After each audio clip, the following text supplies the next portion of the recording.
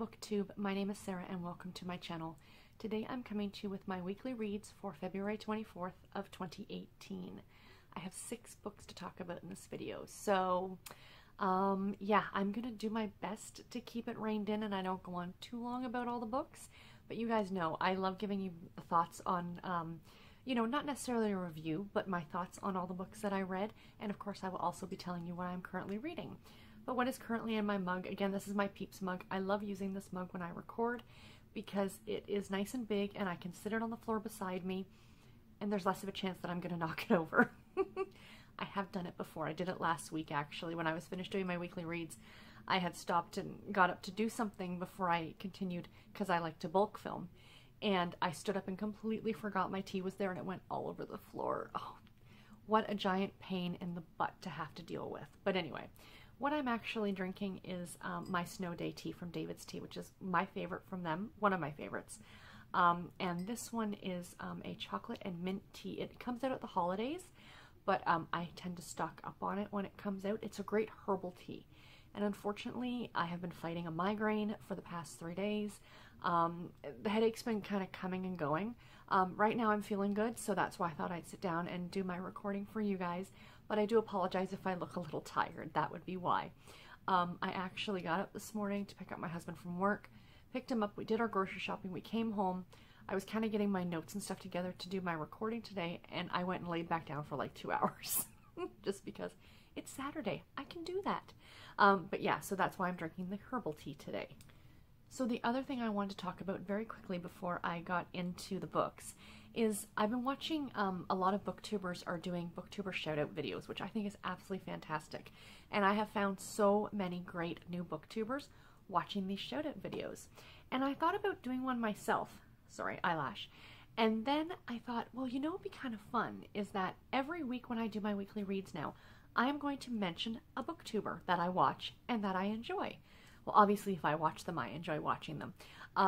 But I thought I'd kind of highlight somebody different every week and, you know, kind of do like mini shoutouts that way. So I hope you guys like this. The first booktuber that I'm going to talk about is Karen, and her channel is Rather Be Reading. And of course, I will leave a description or a link to her channel in the description box below. She is in Australia. She is absolutely adorable. I just love her. I love watching her. She reads a lot of different types of books. She reads romance, adult, YA, you know, new adult, suspense and thriller. You know, she reads some nonfiction, some literary fiction. She's really a little all over the map, which is really, really nice. You know, I get a lot of great recommendations from her. She does this great feature on her channel where I think it's like added to her TBR or books she's marked as to read. And she does it every month, so you know, as she's watching people's booktube videos and she gets like books that are mentioned or something like that, she adds it to her to be read shelf on Goodreads and she talks about all these books in a video. I get so many other, like my wish list on Amazon just keeps getting bigger and bigger. I'm not kidding. Not just from her, but from all the booktubers. But yeah, and right now this year she's doing something new and I absolutely love it. And she keeps saying, I'm really sorry these videos are like 30 minutes. I'm like thinking to myself, have you seen my weekly reads videos? If I can keep a weekly reads video in under 40 minutes, I am super duper happy. But she's doing vlogs, and so she vlogs like every day or almost every day, and then she takes 10 days and compiles it together and then posts it. It's fantastic because you get book reactions like right away. Like it's essentially like a reading vlog. And, you know, she'll be talking about, you know, she finished this book and it's like, she'll turn the camera on, like, I guess when she's just finished the book and kind of give those first impressions, those first thoughts. And it's really fantastic. And I really do love watching them. And I'll see one come up in my video feed and I'll be like, yes. And I'll grab my knitting and I'll grab a cup of tea and I'll plop myself down on the couch and listen to Karen. Because let's be honest, the Australian accent, I just adore the Australian accent. But yes, absolutely check out her channel. She's fantastic and in my opinion does not have nearly enough subscribers. So like I said, link in the description box below. So that all being done, let's jump into the books, you guys. Like I said, I finished 6 books this week. I am super duper pleased with myself. So the first book that I finished was A Soldier's Valentine by Jenna Mindel. This is the second book in the Maple Springs series. It is a love-inspired romance. It is number 976 in that imprint, excuse me. It was published in 2016 by Love Inspired. I gave it 3.5 stars, and it has an average rating on Goodreads of 4.05 stars. I got 3 challenges completed out of this one. The 2018 Where Are You Reading? The state of Michigan, so yay. For the fairy tale sampler for Hansel and Gretel, read a book with a brother and sister characters. The main character, Zach, in this book has several brothers and sisters. And the fairy tale spell out, I got the A in Cinderella and the M in the Elf Mound. This was a really cute story. It was about a man and a woman. The gentleman's name is Zach, the woman's name is Ginger. And they live in this small town in Michigan called Maple Springs, and he has just returned from serving overseas in the war. He is a soldier, and he was, I guess, retired out of the army, I think. That's what they said. And he's having a lot of PTSD issues, flashbacks and nightmares and things like that. And he bought this store, and he learned how to do glass blowing, which is really, really interesting. And so he opens this store, but the store that he owns is actually, it's like 2 stores beside each other with apartments on top. And Ginger owns the store next door. She owns a tea shop, and she lives in the apartment above it. So he has raised her rent and things like that, and she's kind of a little mad at him about that because she's barely making ends meet. I mean, I don't even think she's making ends meet with her shop because she's just not getting the visitors or the people coming in. So the town of Maple Springs is entering this contest to decorate your windows, your shop windows for Valentine's Day. And, you know, the store with the best window voted on by the public in town wins a spot, an advertising spot in like a Michigan tourist type publication. So that's the whole basis of the story, is that because their 2 shops are connected, Ginger wants to do both of their windows together, but he's kind of very standoffish about it and things like that. And of course the relationship goes from there. It was really, really sweet. Again, this is Love Inspired, so it does have a religious, a lot of talk about religion in this one, but I actually found that this one didn't have that much towards some of the Love Inspired. Some of them can get very, and I apologize if this word offends anyone, preachy. This one did not, and you know, it was really, really nice. It could have just been any regular romance novel. It wasn't necessarily a Christian romance novel, other than the fact that they talk about the characters going to church. But I read a lot of romance that isn't necessarily considered Christian fiction that talks about the characters going to church.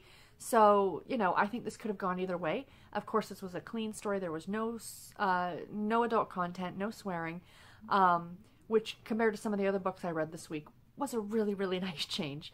And yeah, I enjoyed it. 3.5 stars, and higher on the 3.5 star rating. I really, really enjoyed this one, and I recommend that you check it out. The next book that I finished was About a Dog by Jenn McKinlay. This is book number 1 in the Bluff Point series. It was narrated on audio by Allison Ryan. This was published in 2017 by Berkeley. I gave it 4 stars, and it has an average rating on Goodreads of 3.83 stars. I got a bunch of challenges completed for this one. This was for the RRC February monthly challenge for number 9, which was Chinese New Year. Chinese New Year this year is the year of the dog, so it was read a book with a dog in it, obviously. This was another one for the Where Are You Reading? I got the state of Maine, which was great. The fairy tale sampler for 3 Little Pigs. It was read a book with a 3 in the page count. I think this had like 300 some odd pages in it, so obviously that fit. For the fairy tale spell out, I got the A in Thumbelina and the M in Match Girl. And for Cinderella's team for the week 3 task, I got read a book where a character goes on a girls' night. In this book, they all go to a bachelorette party. So the premise of this story is Mackenzie has not been home in 7 years. 7 years earlier, she was literally left at the altar by her former fiance. And, you know, not long after, she left town and went to Chicago and got a job and has not been back since. Now her very best friend Emma is getting married, and she wants her to come home. So she does, and runs into Gavin, which is Emma's younger brother. I think there's a 5-year age difference. So in this story, I think she's 32 to his 27. But 7 years earlier, on the night of her botched wedding, Gavin's the one who decided to drive her home, but she didn't want to go home and said, can we just go and sit somewhere? You know, she didn't want to, you know, go home, and they slept together, essentially. And she's never forgotten it, neither is he. But now the two of them are, like, he's never left home. He went on to school and became a veterinarian.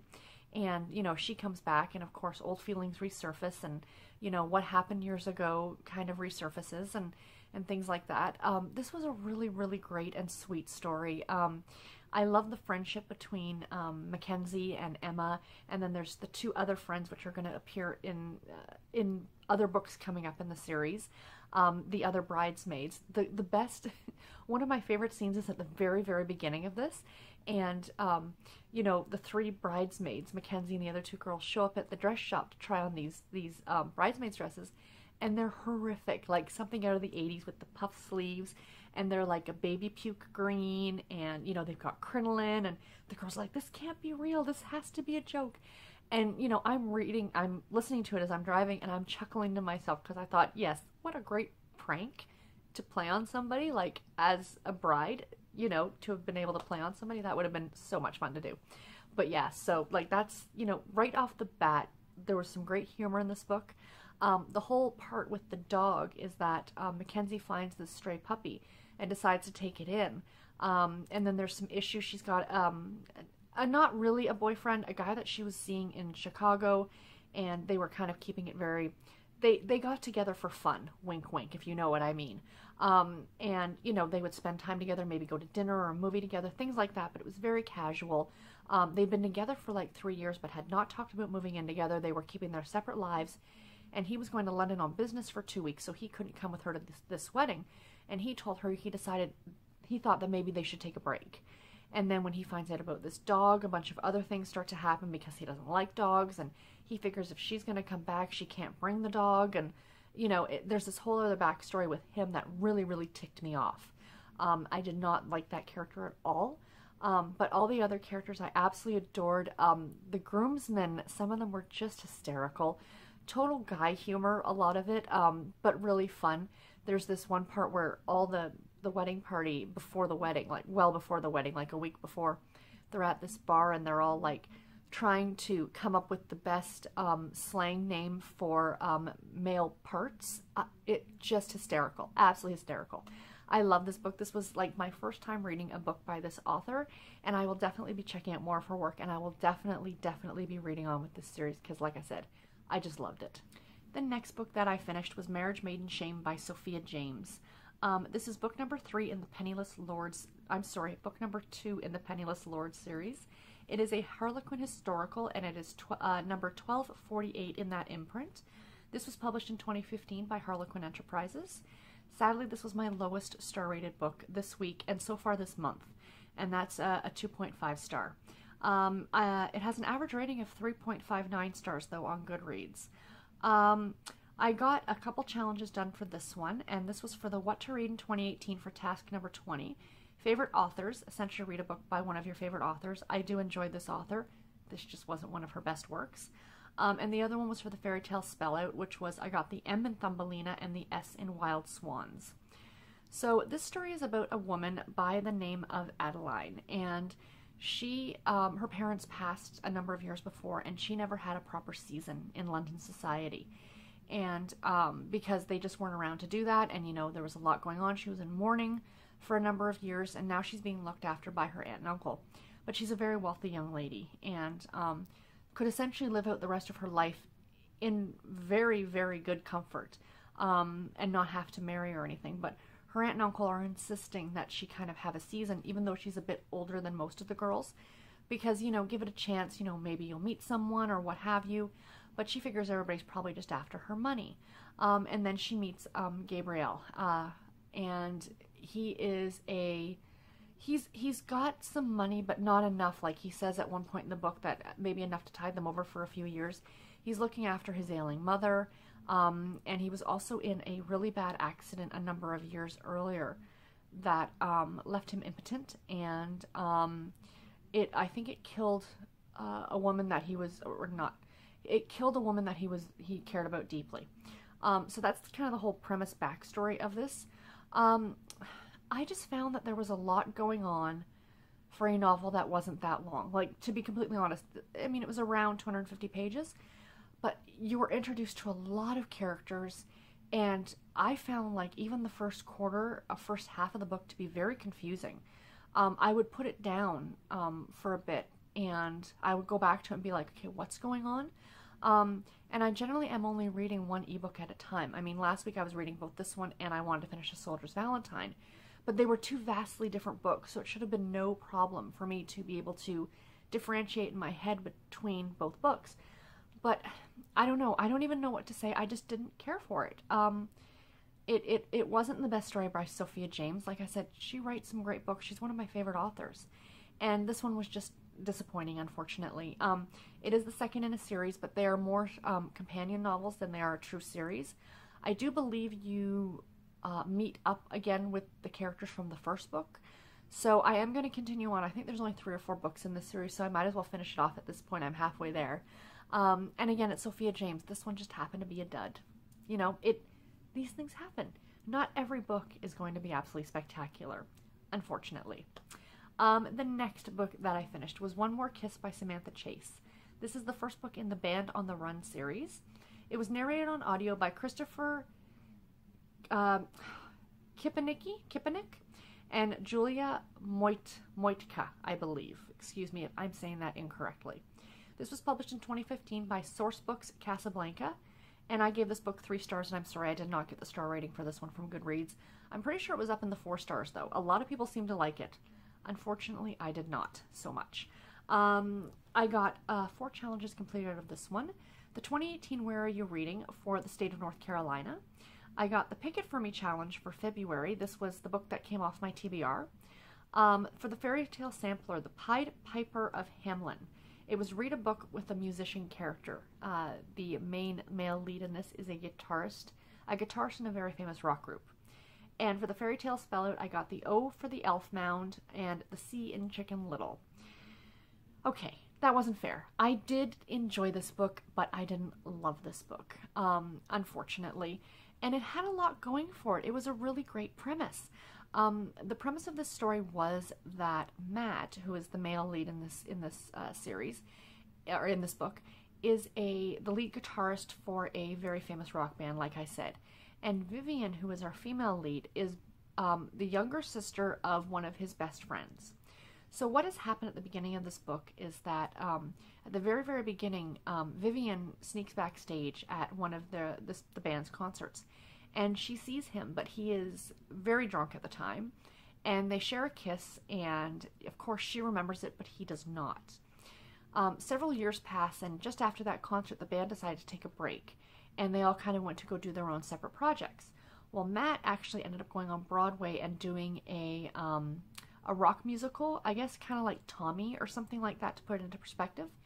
And it flopped. 3 shows, and the critics panned him, and he was pretty much being hounded by the media and couldn't get, you know, any peace because, you know, they were saying, essentially, was he, like, with the band, because the band was so famous, was he faking it? Was it really him singing? Was it really him playing guitar? If he couldn't cut it on Broadway and he couldn't sing in front of a live audience, you know, was that really him singing when they were with the band? So his manager kind of tells him that he needs to get out of town, out of New York for a little bit. And he goes back to his childhood home in North Carolina and stays at his friend Aaron's house. And Aaron is Vivian's brother, older brother.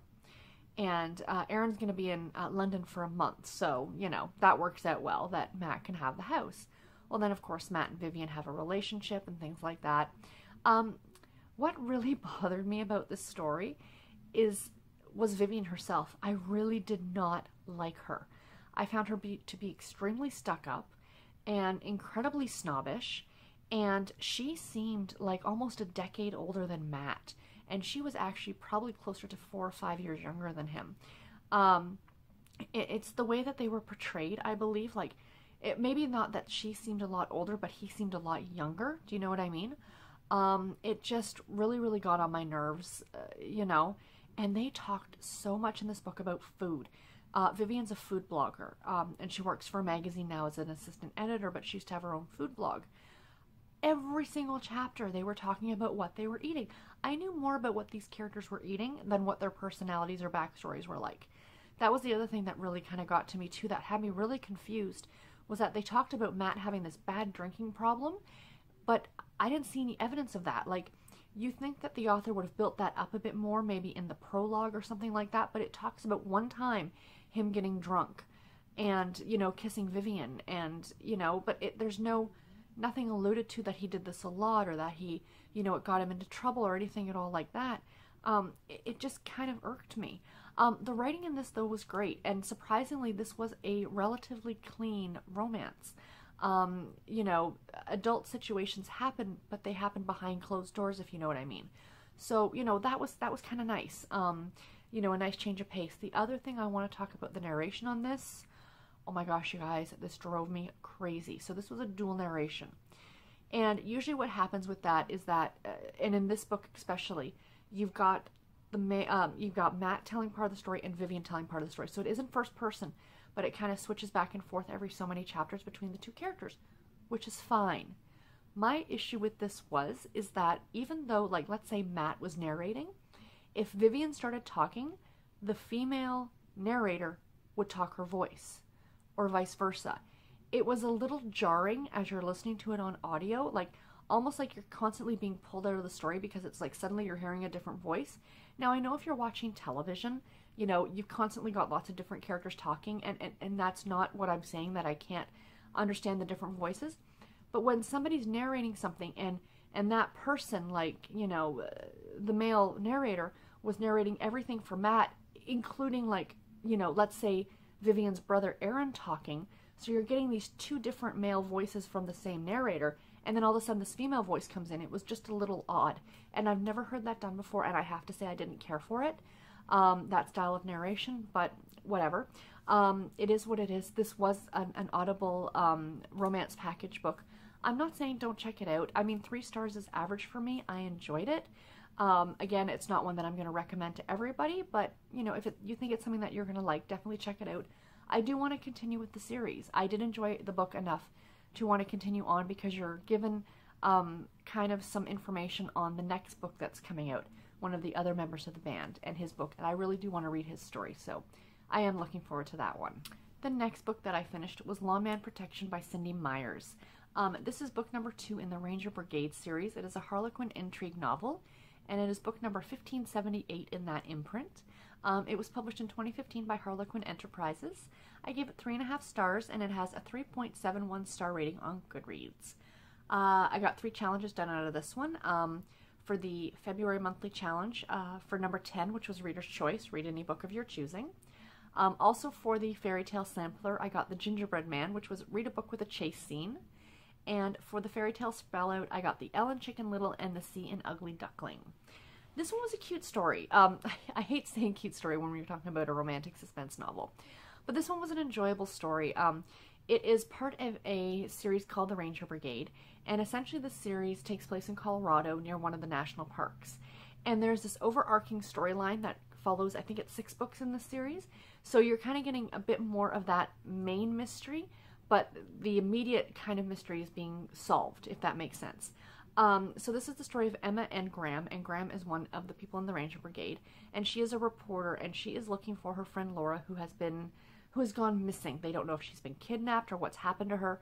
So this is kind of that whole overarching part, is finding this missing girl or missing woman. She used to be a reporter for a local news station, and what kept me from giving this a higher star rating was the fact that it was very, very much an insta-love situation between Emma and Graham. And, you know, there's nothing wrong with that, you know, if it's done well. And it wasn't done horribly. It's just not my favorite thing in the world. But yeah, I mean, it was a good enough story. I enjoyed it. Obviously, I gave it 3.5 stars. But it was... Sorry, I'm trying to gather my thoughts. I just finished it yesterday. There was a lot of action in this book. The whole basis of this one is that a very, very large missile from the government has gone missing and into the wrong hands. And a pilot has been shot, and this pilot was friends with Emma. They kind of had a little bit of a relationship. They were dating, but not really dating, more like friends going out to, like, you know, talk and go to the movies and things like that. But yeah, I mean, it was a good story, a lot of action. Again, it's the second in a series. So, you know, with this whole overarching storyline, I am definitely going to be continuing on with it because I really want to know what's going to happen. Cindi Myers is a great author. This book was very, very, very well written. And yeah, if you like a romantic suspense, I absolutely recommend it. But I would actually recommend starting at book number 1. Oftentimes with a lot of the series that I read, you don't necessarily have to read them in order. But for these ones, I would say yes, because you're going to miss out on parts of it if you don't. You know what I mean? So, and the last book that I finished this week that I actually just finished this morning was Easy Love by Kristen Proby.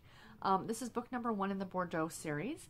It was narrated on audio by Sebastian York and Rachel Fugolini, I think is how you say her name. This was published in 2015 by Ampersand Publishing. I gave it 3.5 stars, slightly lower on the 3.5 star rating. And it has an average rating, though, of 4.11 stars on Goodreads. I got 3 challenges completed out of this one, which was the February monthly challenge number 7, Mardi Gras, which was read a story that takes place in New Orleans, which this one did. For the fairy tale sampler for Cinderella, read a book with a shoe on the cover. The reason I picked it for this one is because if you look at that cover, I love this cover, by the way, that has like the black with like that green, but her green shoes really pop in this, and I love the way they did that. And for the fairy tale spell out, I got the K in Chicken Little and the E in The Little Mermaid. This was a good story. This was a very, very, very spicy story. I did have some issues with it, and some of them were with the actual plot line of the story itself.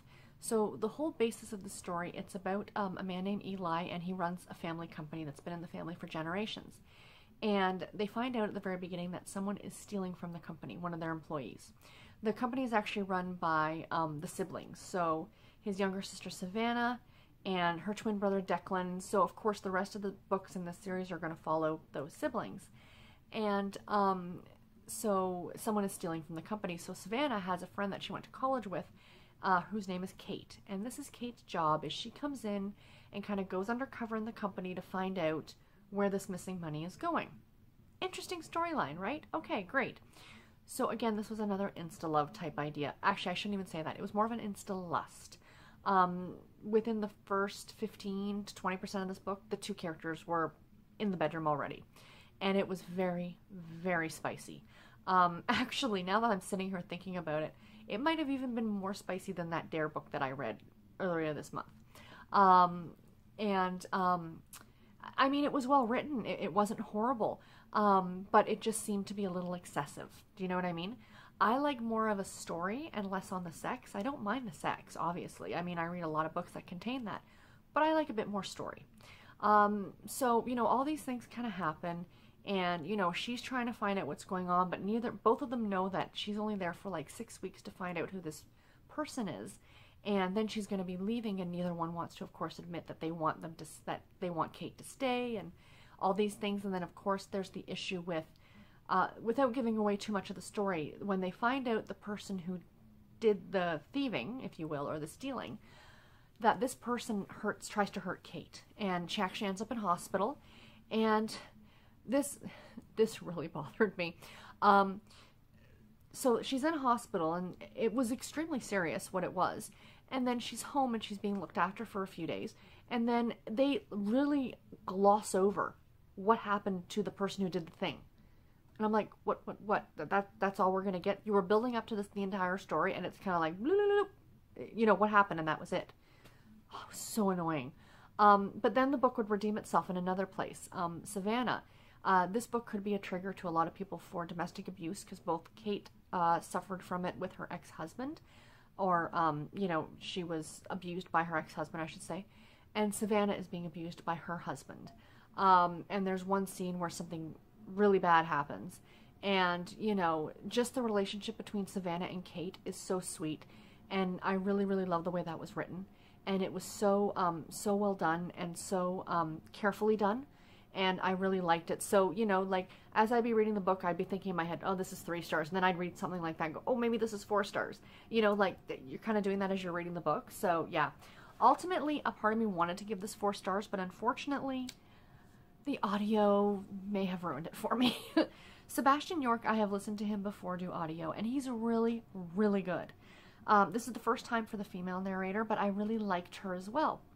The problem was the 2 of them together. Again, this is another one like the the One Last Kiss or One More Kiss book by Samantha Chase, that, you know, you've got a dual narration with, you know, him narrating parts and her narrating parts.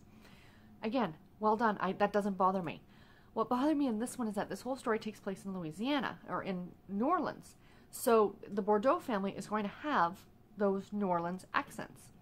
And when the female narrator was narrating, she did those accents. You know, Eli had you know, this accent. Unfortunately, Sebastian York didn't get the memo that they were doing accents, because he did not. And it was really, really weird that on the chapters that he was narrating for Eli, there was no accent. It was just, you know what I mean? There was no New Orleans accent. And then when Kate would narrate, or they narrate for Kate, she would give Eli and his sister and the other characters these great New Orleans accents. And it was just weird and jarring, and just, yeah, I just didn't like it at all. I'm sorry. It really, really bothered me, and I had to bring it down a star rating for that. But if you're reading this as an ebook or as a print book, you're not going to notice that. But, you know, if you are an audiobook reader like I am, I do like to tell you guys about things like that, just so that way you don't start listening to it and go, did she even notice this? Like, yes, I noticed that. But yeah, so anyway, still, like I said, a good story. I enjoyed it. I will be continuing on with the series. Sorry, the cat has come out. He's been sleeping all morning in bed, and now he decides to come out and make an appearance. But yeah, so there's all the books that I read this week. So what am I currently reading? My current audiobook, excuse me, is The Hidden by Heather Graham, book number 17 in the Crew of Hunters series.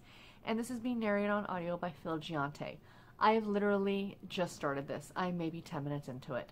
I had started listening to it and I'm like, I really have to sit down and record. I can sit and craft afterward. Craft and listen to my audiobook afterward.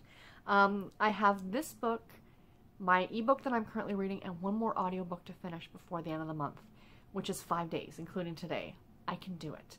The two audiobooks combined are roughly about 20 hours, but I listen to them at double speed, so it's about 10 hours. That's about 2 hours a day. Absolutely 100% manageable for me. So you just saw the thing move. That was his tail. So yes, my current ebook is Dutybound Guardian by Terri Reid. This is book number 2 in the Capital Canine Unit series. This is one that I've literally read 5 or 10 pages of. I read some of it while I was eating my lunch, and it is the story of a woman who's a junior museum curator in Washington, D.C. And a very priceless artifact has been stolen, but she's actually the prime suspect. And really, Gorn, and Adam, who is the gentleman from the Capital Canine Unit, he is sent in to investigate. So I guess the story goes from there. This is a love-inspired suspense novel, so it is going to have the religious parts to it, which, you know, that's cool.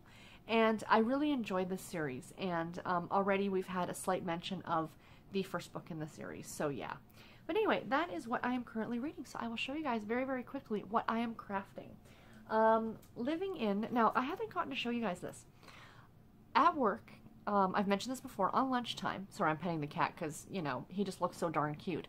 On lunch, I go and I sit in the lunchroom and I eat my lunch and I listen to my audiobook. And I knit on a sock, and I have what I call my work socks. These literally stay in my work bag, and they only get worked on at my lunchtime at the office. So you guys never get to see them because I'm not working on them on the weekends. And I thought I'd start showing them to you guys because, you know, I'm listening to an audiobook while I'm knitting on them, so I thought this would be kind of fun. And of course, the bag is stuck with the needles. So, living in a Halloween bag because it is Halloween yarn. I have a lot of Halloween yarn, you guys. Isn't this bag adorable with the black cats on it? So, these are what I'm calling my Toil and Trouble and Waffles socks. The yarn is named Toil and Trouble. It is the colorway name. And the pattern that I'm doing is called Blueberry Waffles, so I've kind of combined them all. So there's the yarn. Well, that's actually showing up really, really well on this camera. It's got little splotches of color in it. Isn't it pretty? So there's the sock. Oh my gosh, the pattern is really showing up on this camera. So there's the pattern. It's kind of like a ribbed pattern a little bit, but I put the heel in yesterday, so I've got that now. So there's the yarn all knit up, all pretty. That's the bottom of the foot, obviously, so there's no pattern on the bottom of the foot because that would be incredibly uncomfortable to walk in. And then the actual sock pattern itself, just lovely. But I have to show you guys the yarn tag. This is an independent dyer. Unfortunately, I don't think she dyes anymore. But this dyer, actually her like regular job is she's a CSI technician. No joke. So her yarn company is CS Dye. Isn't that awesome? But what I love is it looks like a toe tag. And then on the back, or like, you know, something that you'd put like, you know, evidence in or something like that. But there's the back of it. It's like name, the date it was created, the technician, so, you know, her name, and then any comments like what the yarn, the content is. But I just thought I had to show you guys because I thought that was just absolutely adorable. So yeah, so those are the socks I'm working on at work. So I'll show you guys those like every week and show you my progress on them. I love socks. I have like 30 pairs of hand knit socks, like no joke. I could literally wear a pair a day for a month and not have to wash them. Which is nice when it's hand knit socks because, of course, the more you wear them and the more you wash them, the easier they're going to wear out. And you spend so much time knitting on them that you want them to last forever. But the thing that I'll actually be working on this weekend is my cross stitch. I'm a little behind, unfortunately. This is the legendary, excuse me for the crinkling, this is the Legendary Creatures cross stitch that I'm doing from Cloud's Factory. I will leave a link to both the sock pattern that I talked about and this in the description box below if you guys are interested in checking it out. But every month you get another couple letters for this sampler. So in January it was L and M, which was the Leprechaun and Medusa, so I got them done. In February, which ends in 5 days, I will not get these two done in time, unfortunately. We have N for Nessie, for the Loch Ness Monster. So I've started that. You can see the fish in the water, and then this is going to be the Loch Ness Monster here. I've got some more work to do on her. And then there's going to be another little character up here that starts with an I that I cannot remember its name right now. But if you watched American Gods or read the books, he's the guy who shoots fire out of his eyes. I don't know his name though. But anyway, it starts with an I, so he's going to go up here. But yeah, so I'll be working on this weekend. Super cute. Isn't it adorable? I just absolutely love it. Oh, cross stitch is so much fun. Anyway, guys, that's it for this video. Really quickly, the videos I have coming up next week. On Tuesday, stay tuned, is my February TBR. My March TBR. Not to be confused with my March Mystery Madness TBR, which went up on Friday. This is my full TBR for all the books I plan on reading in March. And then on Thursday, I have a very special announcement video coming up. I'm not going to give away anything. It doesn't have anything to do with March Mystery Madness. This is something kind of fun for my channel, but I do have an announcement video coming up. And then on Friday is another March Mystery Madness video, and it is going to be my my romantic suspense recommendations, like for books. So stay tuned for that as well. But anyway, guys, thank you so much for sitting here and watching this. I do hope you liked it. Please let me know in the comments below if you've read any of these books, what you thought about them, or what good books did you guys read this week. And until my next video, guys, take care and happy reading. Bye.